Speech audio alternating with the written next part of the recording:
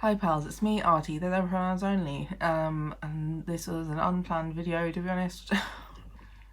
And don't mind me sucking on a Rennie's. That's part of the video, to be honest. I don't know what's going on with my hair. It has dried very strangely, but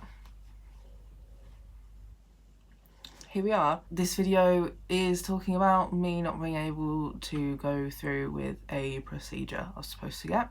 I have been having so many issues with organising doing this procedure. So I was supposed to get a gastroscopy, which is basically a camera that goes either up your nose or down your throat into your stomach to look around and possibly take biopsies. The reason why I was getting this was because of the continuous nausea that I've been experiencing, but that also just seems to come and go whenever it wants. So I don't know why I'm nauseous ever, but that was the initial reasoning, but also because of my extreme acid reflux. It's sort of okay when I'm actually on my lansoprazole medication, but we upped that dose in the middle of last year hoping it would help some of the nausea. It didn't, but now I can't imagine being on a lower dose or not being on it at all, because I think in one of my videos I did talk about having to come off the lansoprazole to do a stool sample test. So I had to come off that for 2 weeks.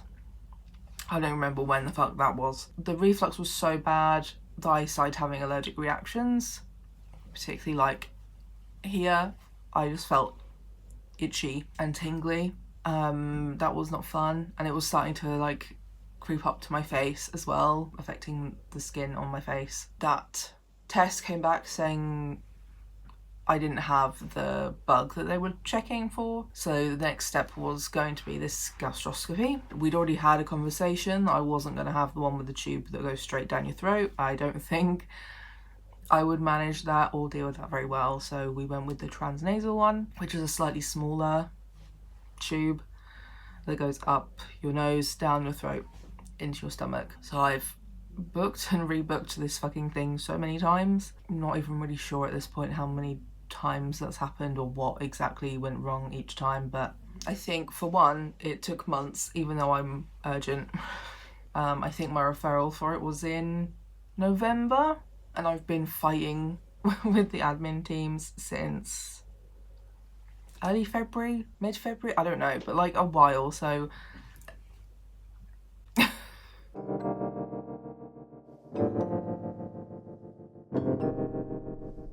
initially, I didn't think I could get it at my local hospital at all, but someone mentioned, I think one of the admin booking people mentioned that it was possible. So I was like, okay, I would rather do that, to be honest, even if it's a bit of a longer wait. So she booked me in and then had to rebook me because that member of staff couldn't do transnasally.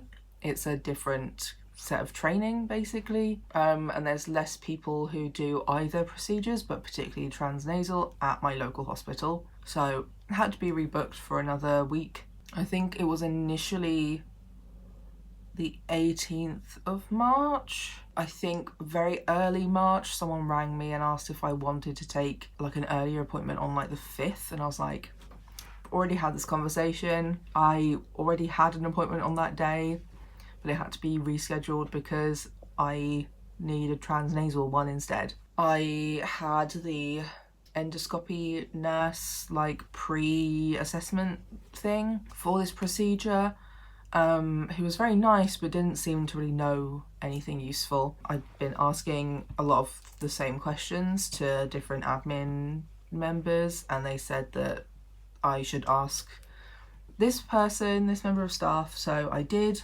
Mainly it was things like, because I can't remember exactly whether it's 6 hours total or 8 hours total, but like 6 hours a very strict diet and then 2 hours nil by mouth. So my main questions were about taking medication, particularly taking my diazepam beforehand, and trying to make sure the procedure was as straightforward, easy, non-traumatic, non-anxiety inducing as possible. She gave me the names of the people who were doing it from my initial appointment. She also took some notes of like, I'm very anxious, I really need things to be talked through step by step, and not to be rushed to do things and that sort of thing like that, which I really appreciated. I don't think I've ever really been asked for those sorts of things, or even been, if I've said things like that, that hasn't really been considered. I think it was a couple of days after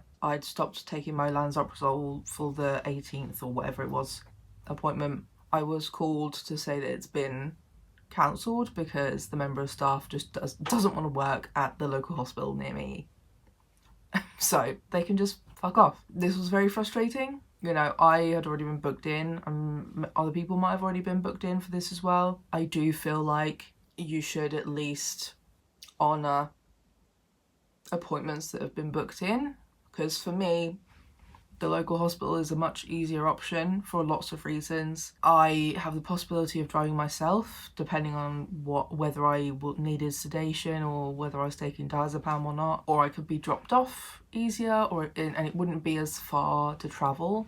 It's about 10-15 minutes drive, whereas the main hospital in the middle of Brighton is about a 45-minute drive. Parking is very difficult to get, or like the parking is just so expensive. Like I think we did spend like nearly £5 just for like an hour and a bit, whereas the local hospital to me is I think £2 for up to 2 hours, if I remember correctly. That then also means, depending on what time the exam is booked in for, not the exam, the procedure is booked in for, like you have to wake up really early. I feel like the better option is being as early as possible for things like this, because you're not allowed to eat for 6 to 8 hours really. And that could just be your whole day. So at least you would have slept through most of it. So yeah, that was really frustrating. The admin person rang me to cancel it as I was about to walk into a different appointment, like literally about to walk in. And I was really frustrated on the phone to this woman because it took a while for her to answer me, really, to explain to me why it had been cancelled. And her answer ended up being that that person just didn't want to work at the local hospital here anymore, which I think is a bit of a piss answer, to be honest. So yeah, of course I'm annoyed by that. I've had it cancelled at least one time before, but I had a lot of issues booking it because nobody, like for one, the digital filing system, booking system, doesn't seem to work very well and is overly complicated and takes so much time and then doesn't actually explain anything to anybody. I have to prepare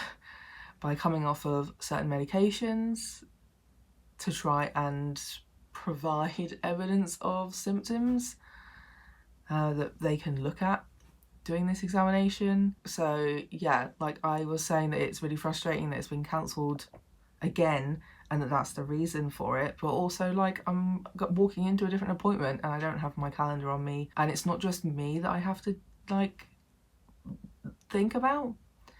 I have to be taken there, and especially because no one had or could answer my questions about my diazepam and stuff, I didn't know whether it was a good idea to take myself. And I don't know, it was just really annoying the way she kept trying to justify it with her like really annoyed tone.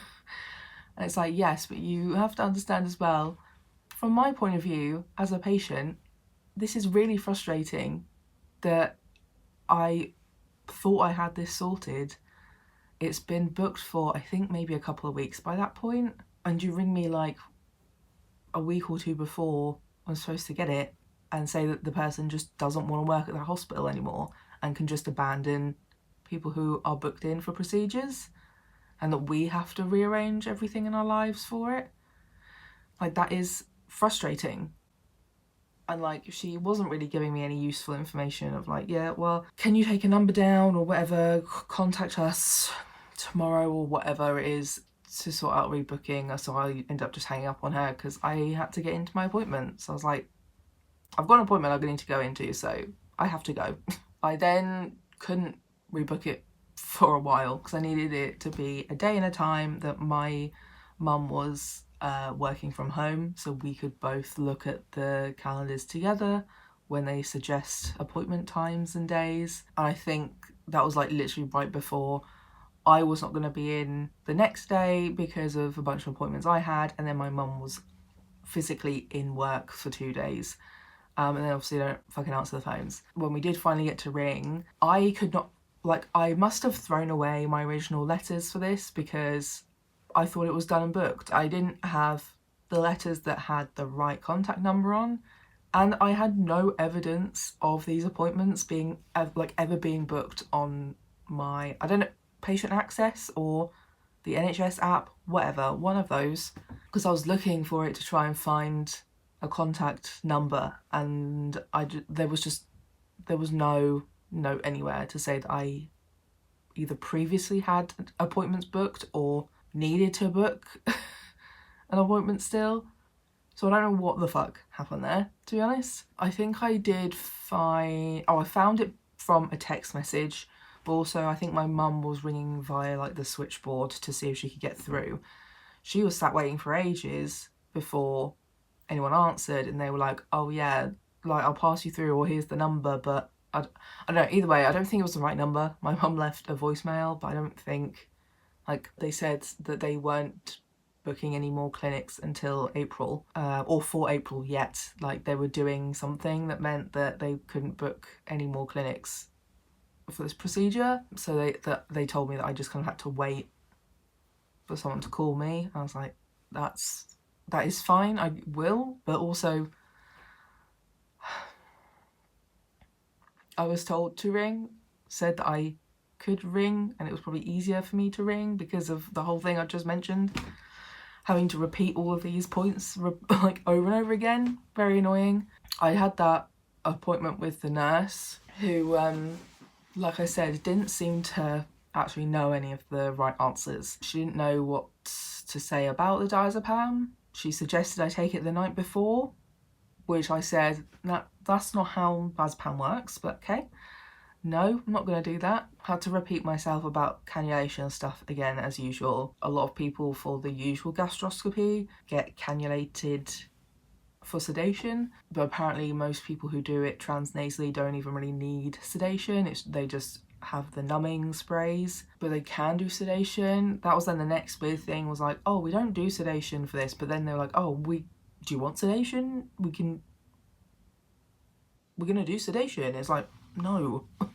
No, because like the issue was I have anxiety around medical procedures. That's why I have diazepam. Can't take the diazepam because I can't eat anything beforehand. But also, speaking to somebody else a bit later, like a few weeks later, I can't take diazepam either for this beforehand because then I technically cannot consent.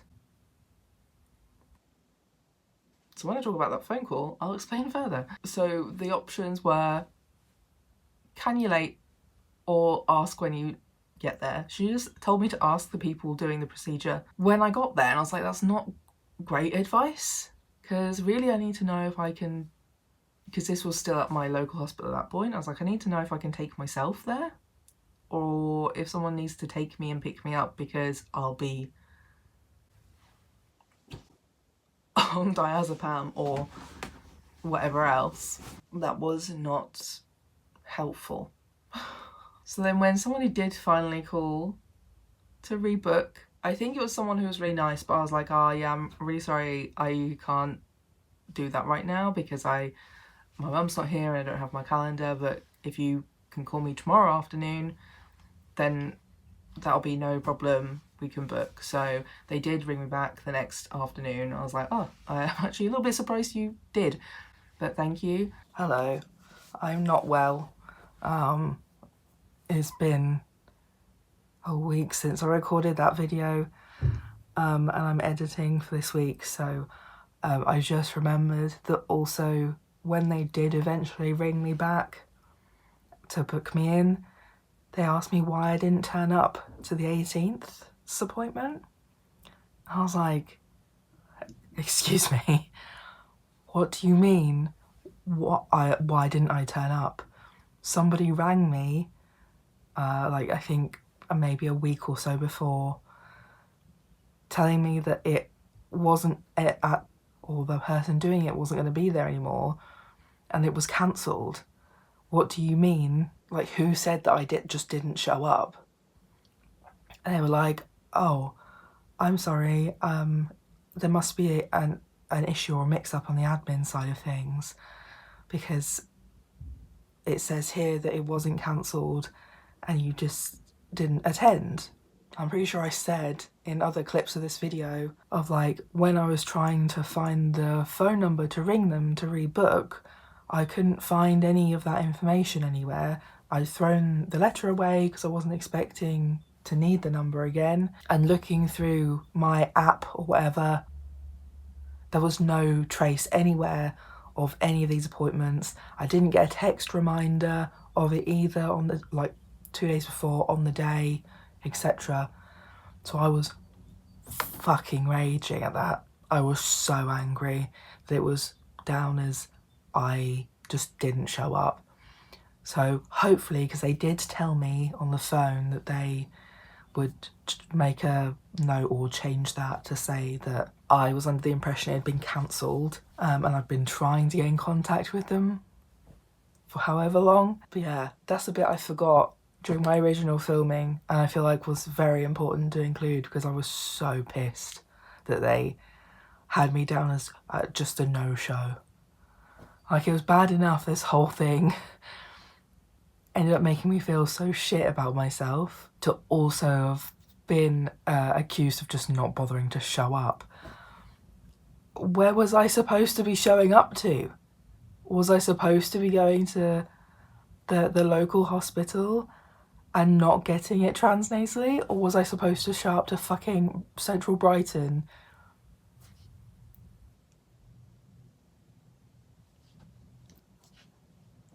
Like, fuck off. I also said to them, like, really clearly, I was like, I really don't appreciate that that has been put on my file.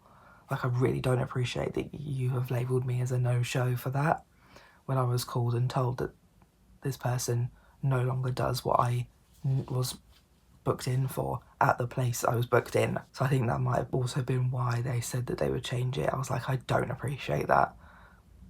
I don't just not show up to appointments. I always cancel if I can't make it, usually within, you know, the appropriate amount of time, unless I'm like really fucking unwell. And like, even in this circumstance of when I did have my appointment rebooked, I turned up, I just struggled to actually do it. So yeah, I said to them, I was like, I really just don't appreciate that that's been put on my file when I was called and given the impression it was cancelled. We sorted that out and booked this appointment. Initially we booked in for like a 1 PM one, and then I was like, can we, is there like an earlier one? So we did get an earlier one. So I was like first of the day on a Monday morning. 8 AM. Yeah, so you remember I said it takes 45 minutes to arrive there? I had to wake up at 6:30. I fell asleep again for 20 minutes, but we had to be out by like 10, 7:15. I do remember having a phone call with, I don't know if we maybe rang them ourselves to ask, or like, I don't remember, but me and my mum, we were like, oh yeah, we want to know this stuff. Is there any way that someone can find out? And like the automatic answer again is like, oh, well, I don't know that because I'm not a medical member of staff. And it's like, yes, we know, thank you, but surely you can contact the people who are. And she was like, oh, have you had the initial like pre-op appointment? I was like, yeah, and she couldn't answer my questions either. She just told me to ask when I get there, which I don't think is a great plan. She was like, oh, well, that's who I would have just told you to ask. That's who I would have just directed you to. And we were like, well, can you just, I don't know, send an email to the person who's doing the transnasal gastroscopy, and they can either let you know or they can contact us directly. And it was like, there was just this annoying back and forth with this woman for a while, because she kept saying, oh, well, they might not answer, they probably won't answer. It's like, I don't fucking care if they won't or probably won't or might not answer. I care about getting this information to them and getting these questions to them to ask. If they can't get back to me, that's fine, but they definitely won't get back to me if you don't fucking contact them for me. So we had to like phrase it in that way of like, can you just send the email to them?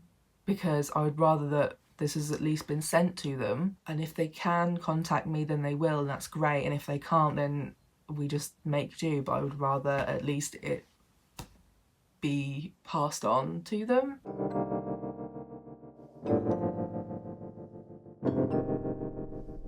So she eventually fucking did it. And the person did call me back. I can't remember how long it took, maybe a week. But they did contact me back in the end, and it was one of the days where I've been really struggling to like just be awake in the morning. I've been really struggling with that for quite a while now. I can't tell if my throat and nose is because of the gastroscopy or if I'm sick. I think it's just the gastroscopy. Basically, this person was very nice to me on the phone and they were talking through the options and possibilities. They said that I can't take the diazepam beforehand because I have to sign consent forms, and diazepam, because of the kind of drug it is, I don't remember the exact specifics of what was said, but because of the kind of drug it is and it's in your system for like 24, 48 hours, even if you took it the night before, you would not be like legally able to consent to the procedure. What my mum said afterwards was she is my power of attorney, so technically she could have consented on my behalf. And I just didn't think about that, so I think that might be what I discuss next time. But yeah, they were very nice. They were like, actually, maybe we can give you gas and air. So I was like, okay, yes please, I'd like to at least maybe try that. Everyone kind of just keeps talking about how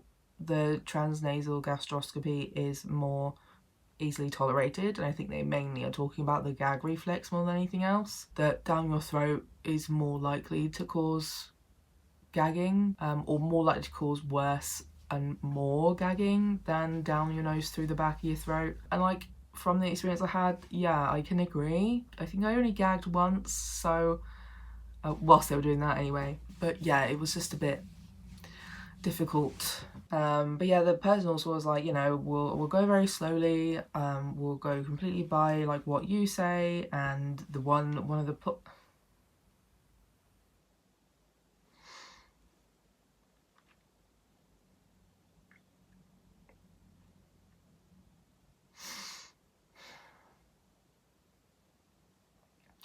one of the positive things about transnasal is that you can speak, whereas when it goes down your throat you can't really speak.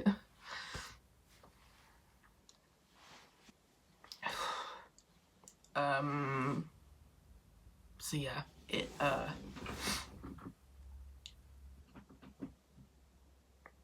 I think a lot of the time the things that they say about what to expect are not usually my experience. So I wasn't actually too worried about it. I was almost like, oh, this is gonna be like kind of similar to a colonoscopy, except I don't have to drink awful drinks to shit my entire life out my butthole, get sedated by cannula and get a camera stuck up my arse whilst I'm in a gown and don't have my glasses on. This one I got to keep all my clothes on. But I think I was just too like aware.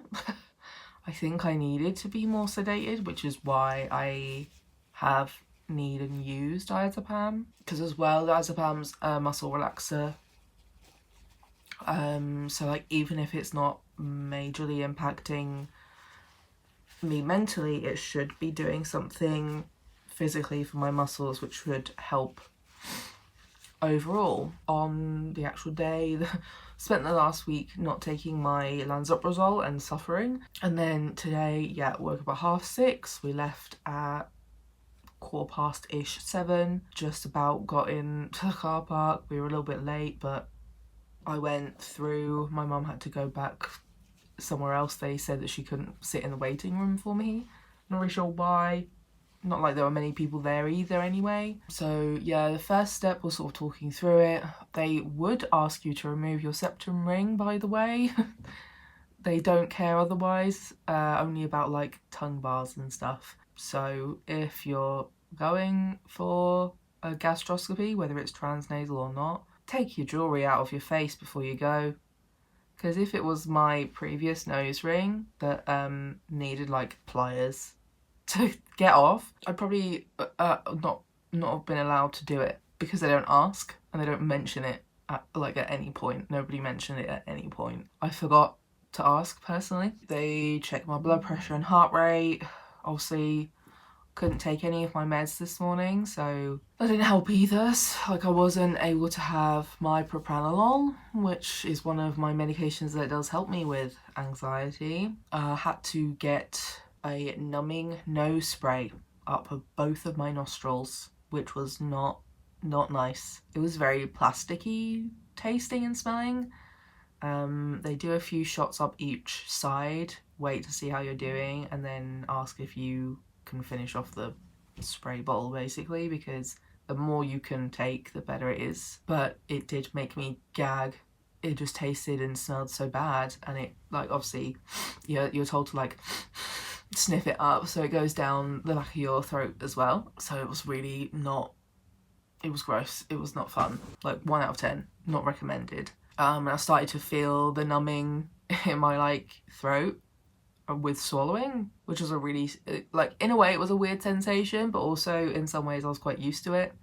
Like, in some ways I feel like I'm lucky that I am used to using nasal sprays, because I mean I have terrible sinuses.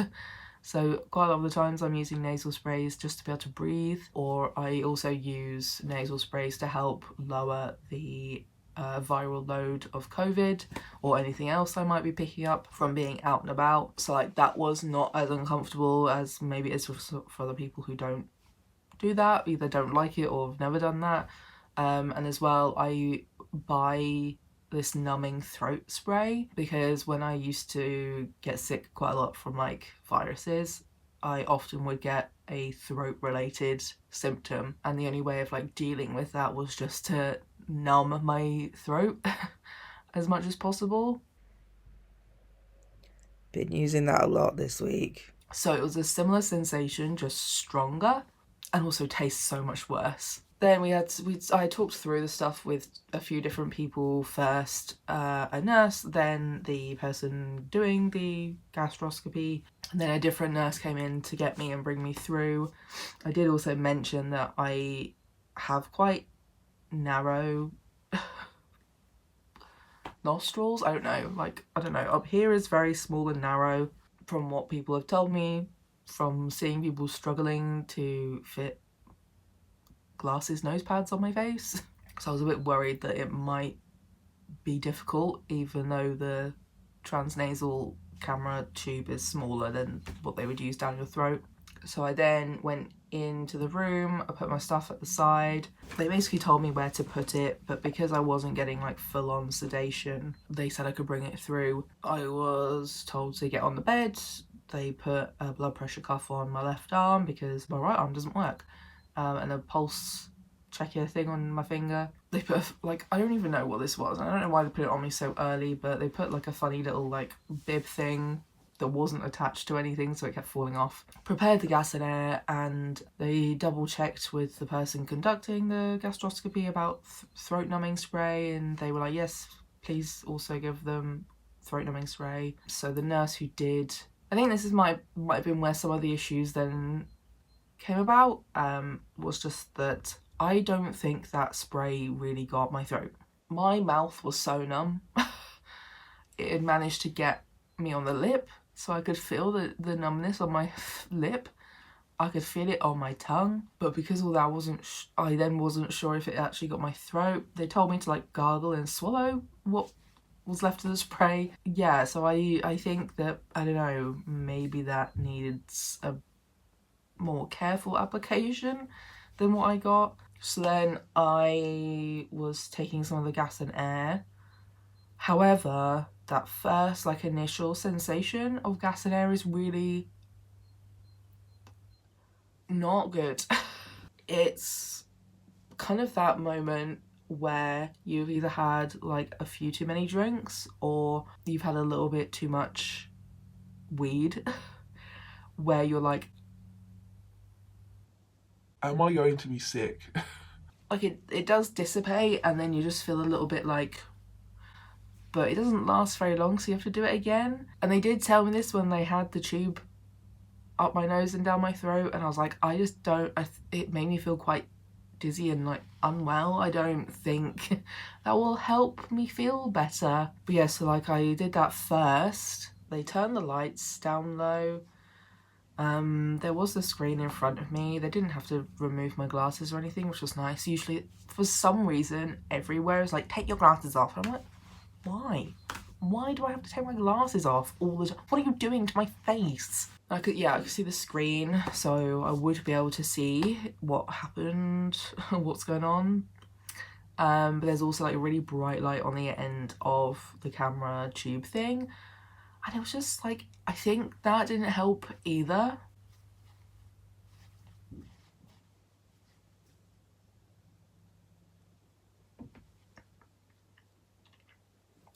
It was just like kind of a weird sensory moment, because I was like kind of a little bit fucked up on the gas and air, and it was kind of dark, but all I could see, like, you can see the people around you in sort of like a shadowy form. Like, it wasn't scary, but it wasn't like good. It wasn't a good calming time, you know. Like, as they were trying to get this tube thing ready, it kept shining in my eyes. It was really bright and kind of like rainbow. It was like different colours, it seemed, from my point of view anyway. So like that was just like very sensory overwhelming. And they started putting it up my nose, which I do have some experience of, unfortunately.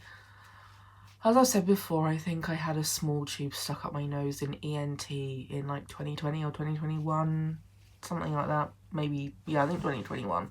So like I already kind of knew what this sensation was like to go up and down, because he looked at my vocal cords initially. But this one goes up, down, continues down, and is meant to also be able to go far enough to go into like the small bowel as well. It was uncomfortable and it wasn't good, so I was making discomfort noises, but they did say it was like super easy. Actually, this was a lot easier than it can be. Kind of got to like, I don't even know what this bit is, but like it's when it turns into your actual food pipe. You can kind of feel the camera and you have to like do a swallow motion, which also feels really strange when most of this is all numb.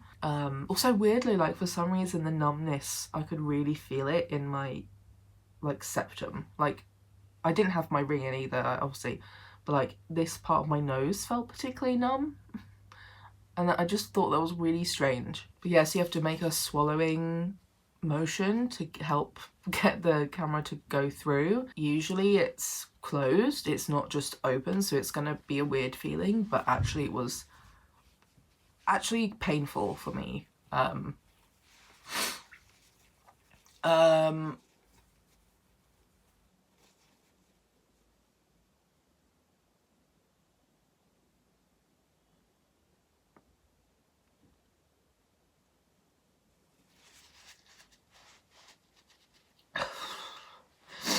I upset, not because of the usual reasons. You know, nobody was horrible to me. It wasn't a really bad experience. It was just that it was painful in my throat. It wasn't the uncomfortable pressure that people were talking about. Like, sure, it probably is for plenty of people, just a weird, uncomfortable pressure. However, for me, it was quite painful. If it was just uncomfortable, I think I could have dealt with it, but yeah, they'd basically said that they'd done the hard part. They'd done the worst bit. And I was like, I don't think I agree. Because like all of that bit, I feel like I could do again. It's that sensation of the cord, whatever it is, in my throat, and knowing that's going to be there the whole time whilst they have to do a bunch of stuff. So like that's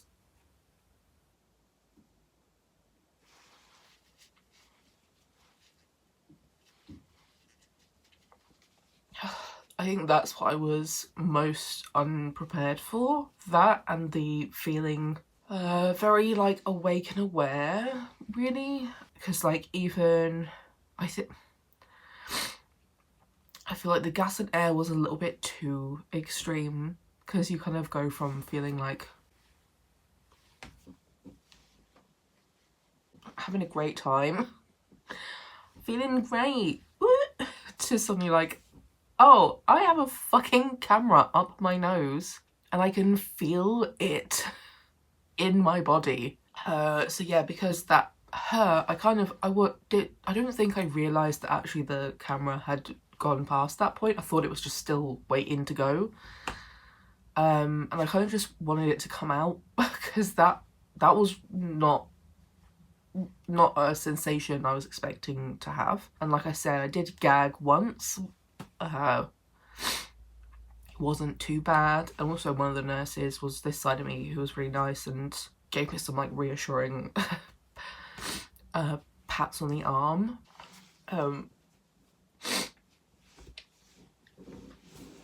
So yeah, that the person like conducting the whole thing stuck to their word. That they would take things slowly and always stop and listen to what I had to say. So I do appreciate that, because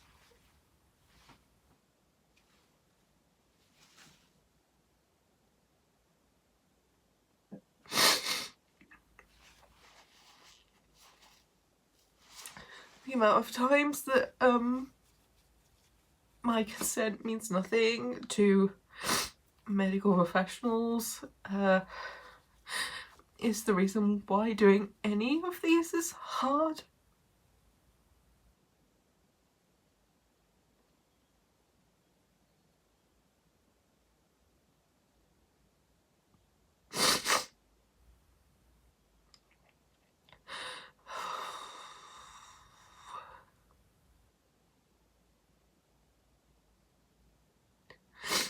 So like, yeah, I think a lot of it is just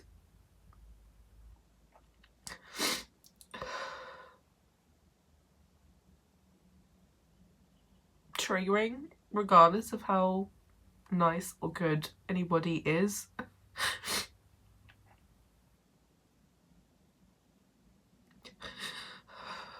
And it's very different when it's something going in your face.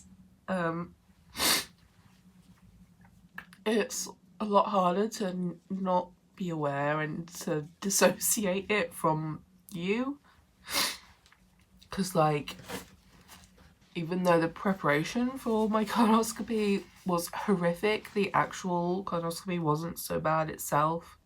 I was sedated, and because a colonoscopy goes up your ass, you're nowhere near any of that going on. And I could just happily watch the screen and be like, oh, this is great. It's like, you know, you had a few drinks and you're like,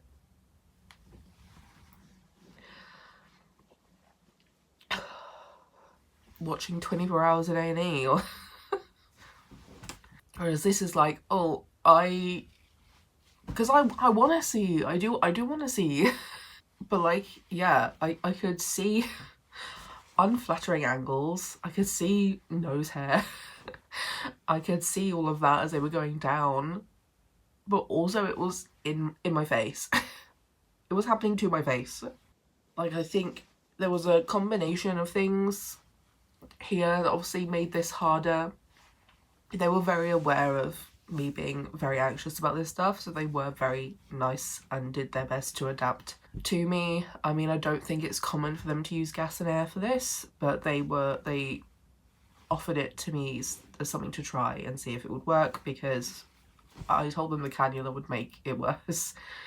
But like, the things I think didn't help, one is the throat spray itself. I don't think really got my throat where it needed to, because it was quite high up where it was painful, to be honest. Also, the throat spray tastes different. It tastes kind of like banana. and everyone keeps talking about it as burnt banana. I don't know whether I'd agree as burnt banana. I feel like it's two separate tastes. You get this weird banana like taste, like the pick a mix banana sweets, and then a weird burning sensation. But yeah, I think the fact that the numbing throat spray didn't really go maybe as far down as it should have done. The fact that I wasn't able to be on my diazepam and propranolol to help with anxiety and also sort of like keeping me more relaxed. Yeah, I mean, the last time I had the diazepam was for the midline insertion. When that actually hit, I was sort of like, it wasn't the drunk feeling, it was kind of more of a dissociated feeling. I kind of felt like I was floating. I do think the diazepam would have helped in this situation. I think the sensory stuff, along with the weird feeling of gas and air, didn't help, made me feel weird and maybe more like an experiment or like I'd woken up from a surgery or something. I guess one of the unfortunate issues when it comes to doing transnasal instead of just down your gob is you've got to pick a side. And that means that the camera tube thing is going to lean to the side that you choose rather than just going straight down. We went up my right nostril, so it was really heavily leaning on the right hand side of my throat, and I just maybe oh yeah, I think I've just realised why I was getting a bit unsettled and panicked, not just because of the pain.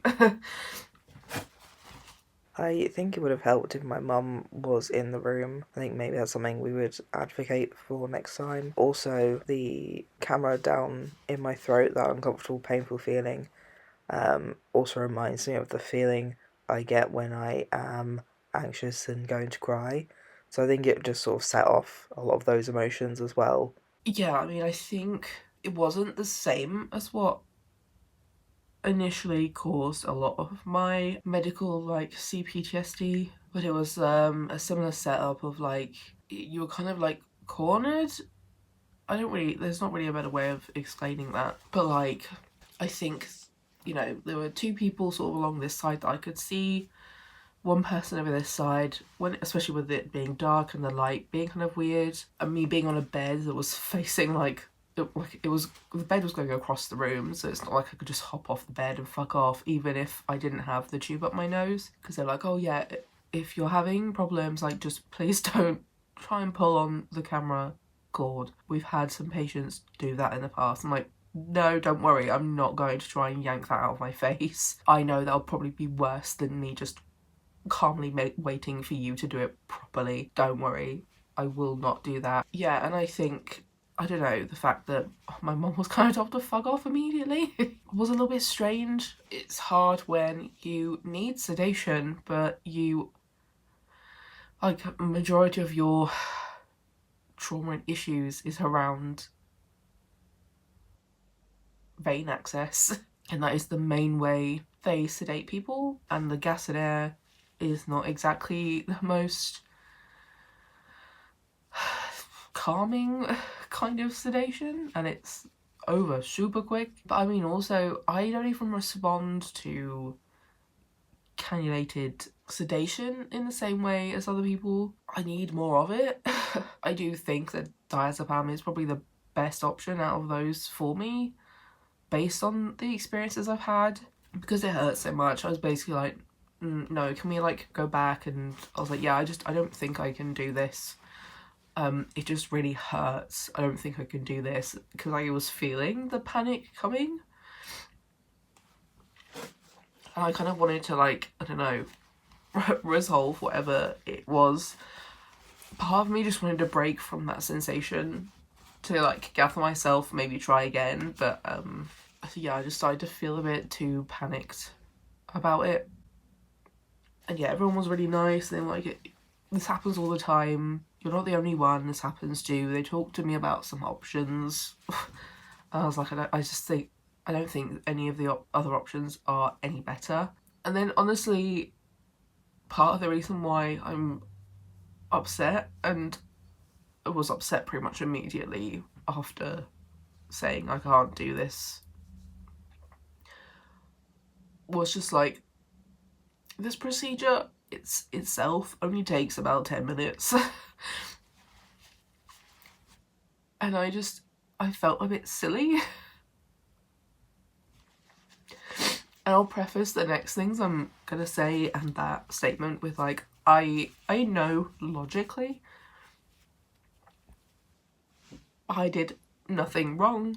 I was just trying to take care of myself, trying to deal with this weird situation I happen to be in. Like, logically, there's nothing to be ashamed of or feel silly about or to be disappointed in myself in. However, I still feel that way. Especially after all of the previous stuff of the fucking work it took to get here. To not even be able to sit and deal with it for 10 minutes. Yeah, like, it doesn't stop. Actually, feeling the feeling. God.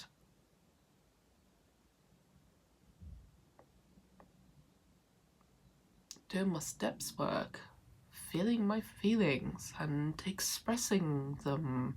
Yeah, like, I think I am feeling things like shame. I feel ashamed. I couldn't do it at that point. I feel kind of guilty and embarrassed. Guilty for taking up time and resources, because why am I walking around with a fucking numb nose and mouth? Embarrassed because I couldn't go through with it.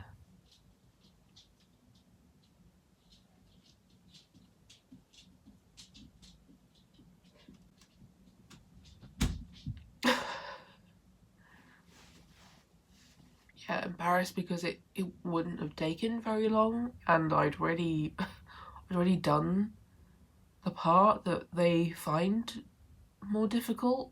I've done more difficult things.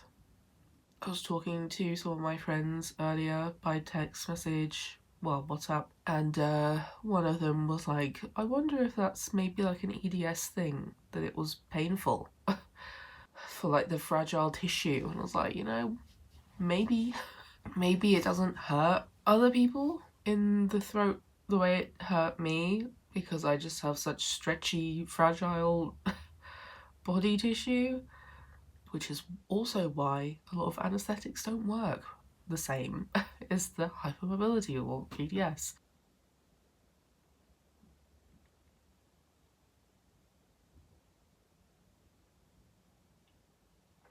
It was, yeah, I just don't...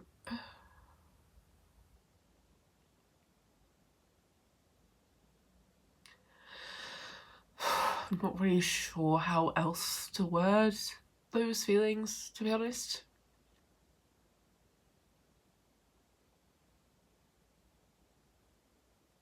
Because I didn't have any sedation, I didn't have much of the gas and air, I could basically just go.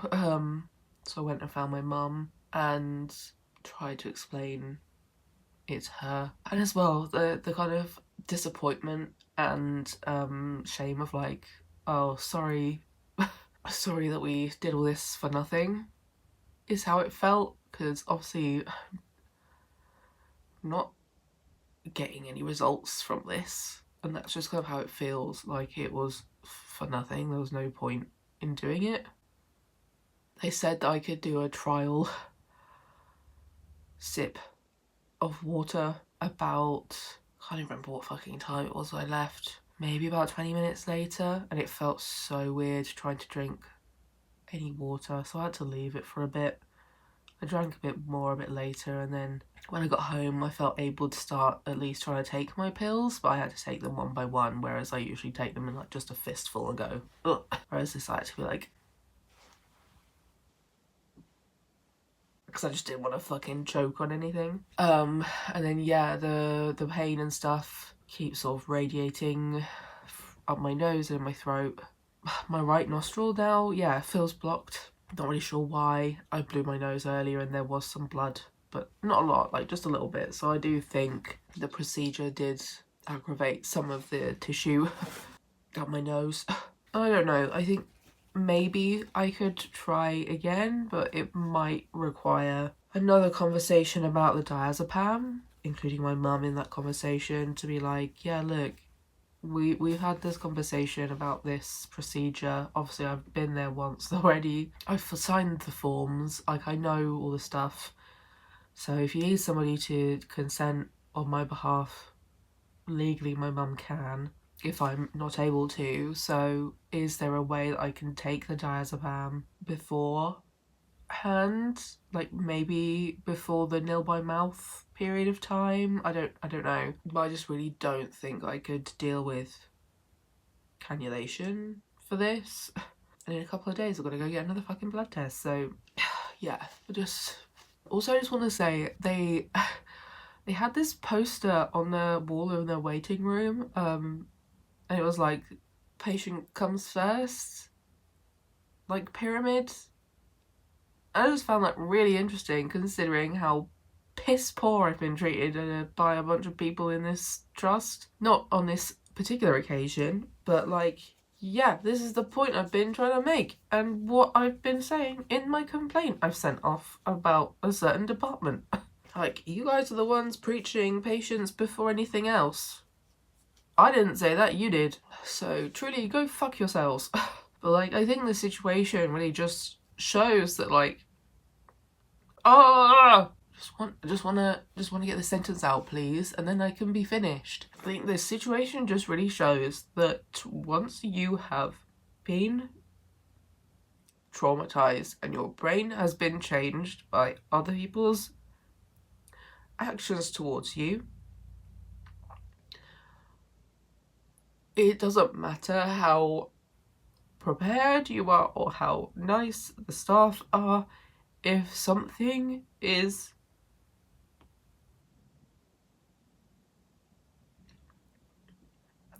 brings back any of those feelings or memories from like the time or times that caused the PTSD or trauma in the first place, you can't really do anything about it. Like, I have been in therapy now for like 3-4 years, doing a bit of EMDR here and there. Did EMDR specifically on this trauma. Like, luckily I didn't completely lose my shit, and I don't often lose my shit anymore when this stuff happens to me, but particularly when the staff are nice to me and really accommodating, you just can't work around it. You can't just pretend it's not there. So yeah, I feel really silly. And I know I have nothing to feel silly about, but I feel really silly. I wanted to get this done to see if there were any answers, and now I just feel terrible and fragile. So yeah, I don't know what we're gonna do about this. I'm not sure when I'm gonna hear from my gastro, whether we can discuss other options or adaptations that we can make to the scenario. I have no idea. But yeah, I don't know, just wanted to share that, like, I think as well, the thing I wanted to share was those feelings that I feel silly and guilty and ashamed and all of that stuff, and acknowledge that those things, I have no reason to feel those things really, logically, because yeah, I talk about advocating for yourself, I talk about trauma and getting through trauma and healing from trauma and all that sort of shit, especially medical trauma in particular. Obviously I cry here a lot, but like, usually I cry here because something really terrible happened and someone was really fucked up towards me. This time I'm crying because I've been so harmed by people that even in the best circumstances, I'm not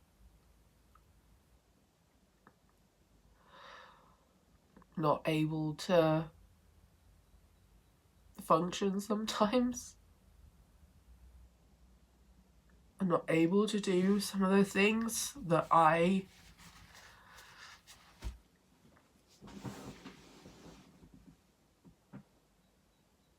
talk about, I guess. I don't know. I've now lost my train of thought. The point is, healing isn't linear, you know, blah blah blah. All of that shit. Like, it doesn't matter how long you have been working on things. Sometimes your little brain just kind of can't do it.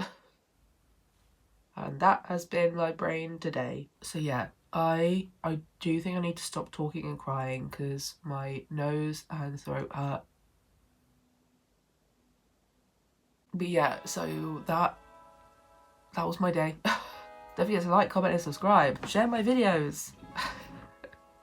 I'll see you next week. Bye.